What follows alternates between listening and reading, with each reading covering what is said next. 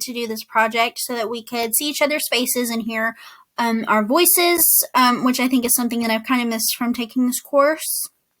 I have really enjoyed getting to interact with you all and learn about communication and how broad of a subject that it really is. I feel like I've learned so much that I'm able to apply in my real life and how I communicate with others.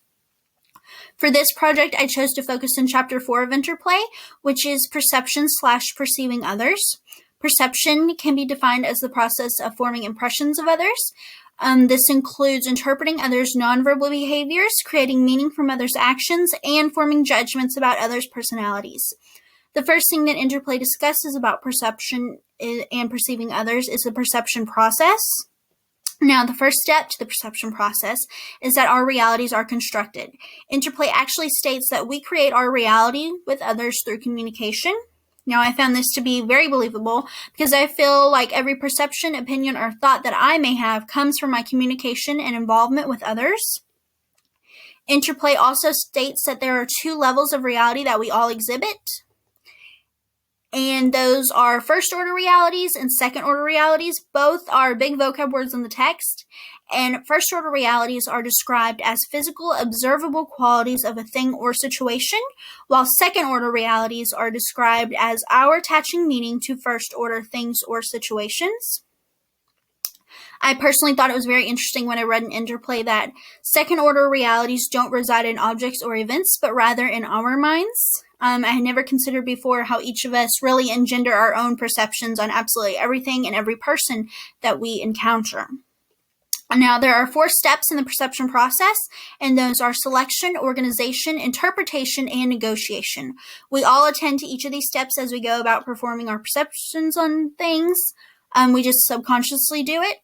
Another big thing discussed in this chapter were the influences on perception, and there are a variety of factors that influence how we select, organize, interpret, and negotiate data about others. The influences mentioned in this text were access to information, psychological influences, physiological influences, social influences, and cultural influences. During one of our discussion board questions for this chapter, I chose to focus on psychological influences. I picked this because I feel it is the most common in my life, and I find that my mood has a demanding tendency to change how I see and feel about things. Psychological influences also affect the way that I view things from others' perspectives, as well as allowing my mood, like I said before, whether it be good or bad, to change absolutely everything around me. Another important topic in this chapter are common tendencies in perception, and there were quite a list of these. So the 2 that I chose for our discussion board question were clinging to first impressions and assuming that others are like me. I have honestly found that since reading this chapter and studying communication and perception, that these 2 tendencies I exhibit a lot, and those around me, my family who I'm around a lot right now, tend to exhibit as well. And I think that they can be good or bad sometimes depending on the situation and perception created from them. I think the tendency part of this chapter was the most relatable to me in real life because I was able to relate every behavior kind of from the text directly to my life and past experiences and those around me. Now, the concept that I believe was the most important in this chapter was perception checking and perception checking statements.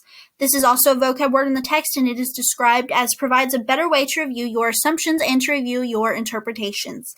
I believe that this is probably the biggest thing that I would take away from this chapter because it has taught me to take a minute, get what I need to get in order, and compile it into a direct statement that doesn't point blame or hopefully won't produce a conflict, which sometimes I may have a hard time with.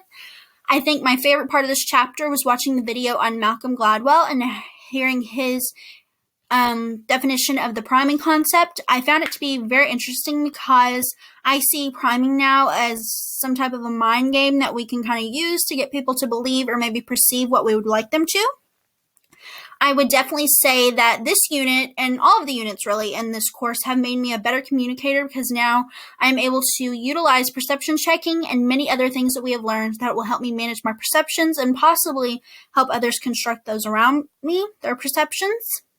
I have learned a lot from this chapter, things that I was not aware of before, and some are perceptions in whole, how we form them, sometimes why we form them, common tendencies in perception, and as well as influences in priming.